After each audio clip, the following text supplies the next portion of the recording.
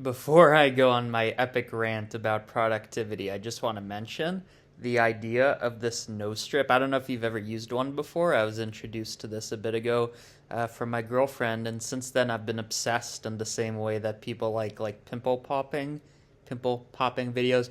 What this is it's basically like when you put like wet newspaper on your face to make like a mask in like art class. This dries to your nose, and then 15 minutes later, you peel it off, and it takes the oil away from your skin. It's actually bad for you. It makes your pores bigger, but it's so satisfying. So, hopefully, at the end of this rant, if it's long enough, you're supposed to dry this boy for 15 minutes. I can do a peel and feel like, oh, that was satisfying. Anyways, this is going to be a rant about productivity, and it's going to be a bit mixed. I don't really know how I feel about it. Is productivity a sensible thing to do? Like, are we just procrastinating in our lives? And the idea of productivity or watching people talk about it is the way out of that rut? Or is it in itself kind of a destructive thing? Or does there exist something in the middle? So, a bit of context before I begin. The reason I've been thinking about this recently is kind of coming from a multiple different angles. I've been spending a lot of time watching YouTube recently. There are other things I'm supposed to be doing, but I'm having a good time. And I'm getting recommended a lot of productivity, useful habits, morning routine. I think you know the style of video, which must indicate that I'm either watching them or something tangentially related enough that it's expected that I watch them. And I guess sometimes I do. I know there's that channel, Ali Abdul, there's Matt Diavella, all of these minimalist productivity freaks. No, they do good stuff. I watch their videos. They've actually inspired a lot of decisions I've made. But these have been popping up more frequently, and I guess I've been watching them. And then I've also kind of been questioning, like, what I even want to do in the first place. So if you're following the lore of this channel, I guess I don't know if I'm uploading this to CG Matter or Default Cube, you'll know that I'm kind of like, in no way am I quitting, but I'm like reducing the pressure a lot for myself when it comes to YouTube, which seems like a silly thing, but again, this is how I've been making money for rent and all kinds of things, even indirectly with Blender Market and all that, for 4-ish years. Yeah, 2019. It's going to be 4.5 years soon. So I've been thinking a lot about, what am I to do instead? Because that has been a thing that's occupying my brain. I feel like, oh, I should be doing something all the time, and I don't enjoy that feeling. So recently I've decided to just kind of, let other opportunities come and just kind of see what happens, cuz it doesn't really satisfy me. Some would say it doesn't make me happy, but it doesn't satisfy me. So that kind of sent me into this like existential threat. And for me, the existential threat's kind of a big topic. It's kind of like, what are we supposed to be doing? How would we find what we're supposed to be doing? What hobbies am I supposed to have? The existential threat also goes over like how long you're going to live. And for some reason, anytime somebody mentions that in a video, it seems like it's like an admission of suicide or something like that. Not at all the case. I'm just saying that's part of the overall existential threat of the human experience. Don't worry. I know my mom watches. Don't worry. Nobody worry. But mainly the existential threat is one of, for me, the angle I'm looking at it is one of purpose and what ought I to be doing with my time and why don't I already know.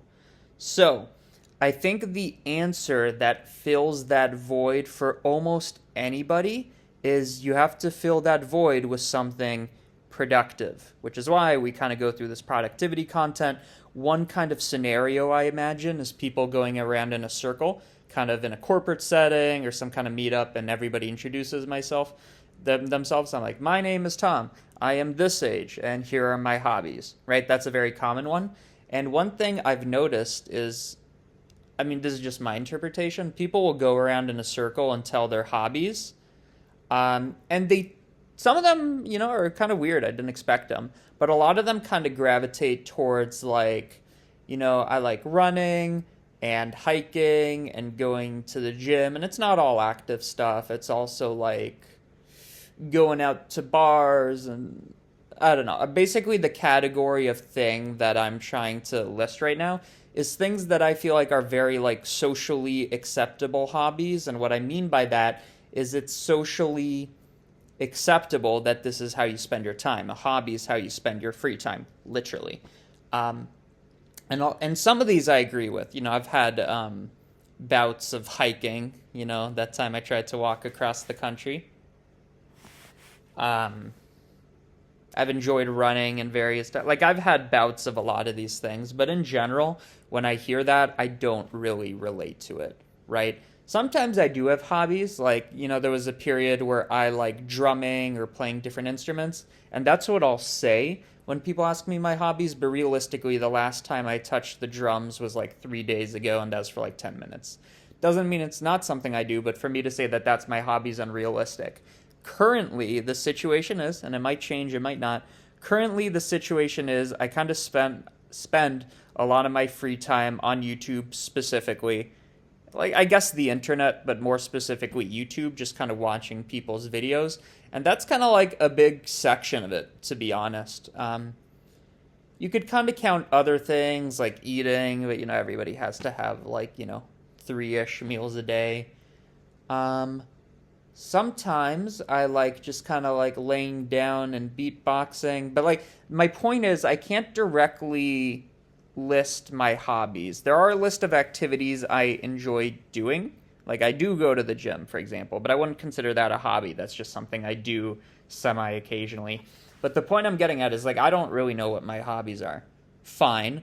But now you have this like threat, this existential threat of, okay, I gotta fucking figure it out. What are my hobbies to be? How should I be spending my time? And if I don't know how to be spending my free time, how should I be spending my like work productive time?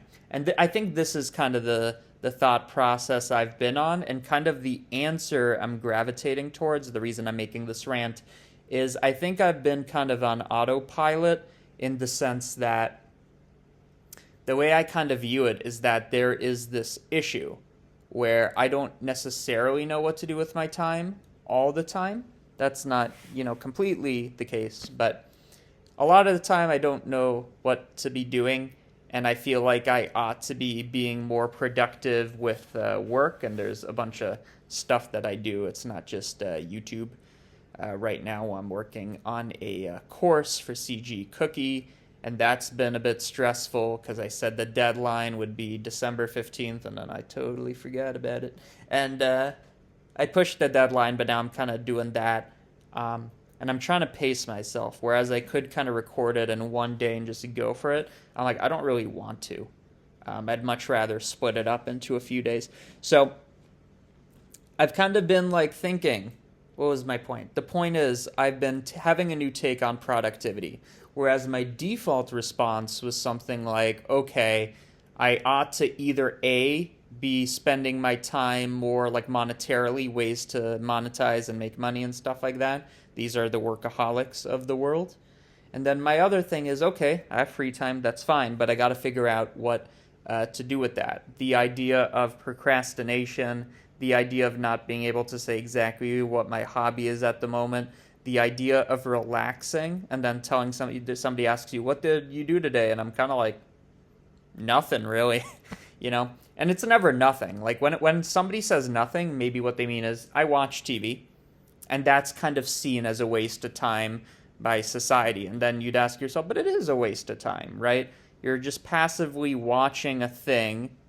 You're not creating anything. You're not contributing anything. You're just gobbling up something. That's why they call it consuming. And I say, why is that an issue? Like, well, under what rule are we supposed to be like always spending our time in a productive way? Some kind of self-improvement, some kind of helping somebody else.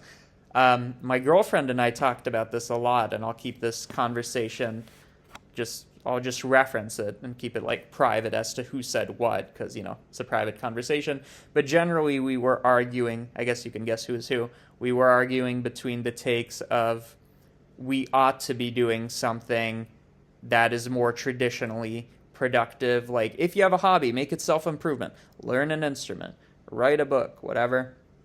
And then the other take, that was mine, was like, if that makes you happy, go for it. And there's been many times where I'll just all of a sudden be like, okay, I'm going to learn how to... There was a time where I wanted to learn how to play the ocarina.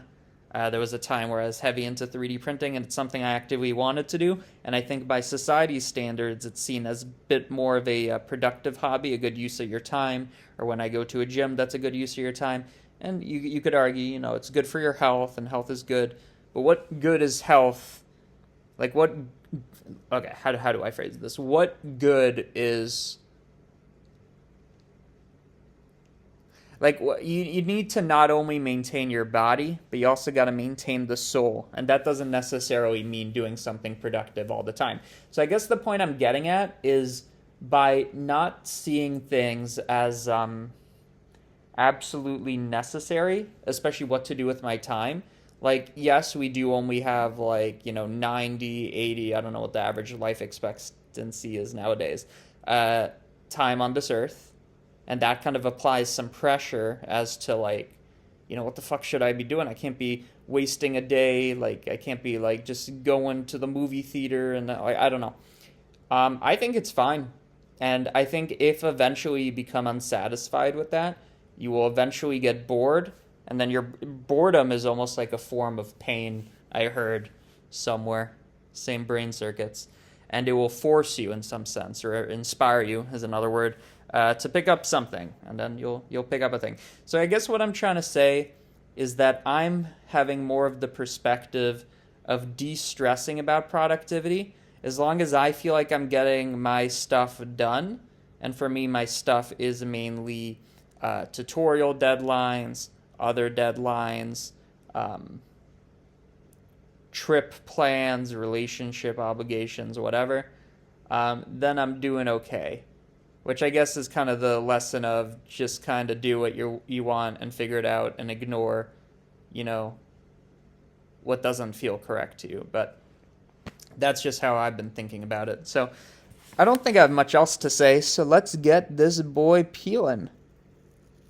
So you're supposed to, again, it's not good for you, but you're supposed to do it once a month if you are to do it. You're not supposed to do it more than that because, you'll damage your sebaceous filaments or something like that.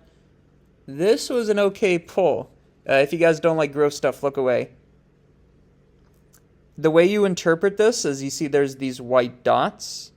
The thing came out black. It was black in the beginning. So everything you see that isn't black is stuff from my nose, and you can see some of these are pillars, and that's because your pores are basically like cylinders, like a boolean of your face. And inside of those cylinders is something called the sebaceous filament, which either is a tube or the oil itself. I think it's the tube because sebum's what comes out of it. All I can say is after I do it, let me just clean this up. It's kind of like charcoal-y. After you do it, you touch your nose. It just feels really good. It feels really dry. It's hard to explain why, dry would feel good. But I love doing this and then kind of looking at it. It's very satisfying. And I didn't even know.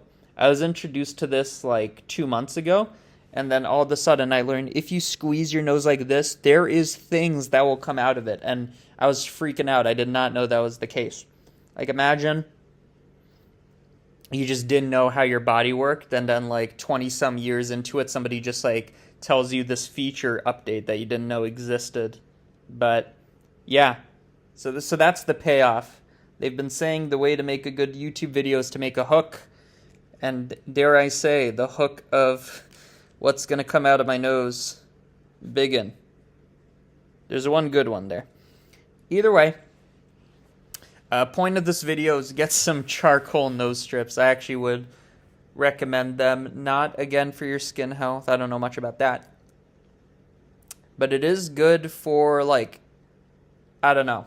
If you extracting things from under your nails, for example, So I used to do that at school. I'd take a pencil and just kind of like maybe I don't know. I didn't want lead under my fingernails, but I tried to like scrape it out. That was very satisfying. I can recommend the charcoal pore strips, and that is what you should be doing with your time. That is how you remain productive. So, a perfect 15-minute video in down the hatch in the bag.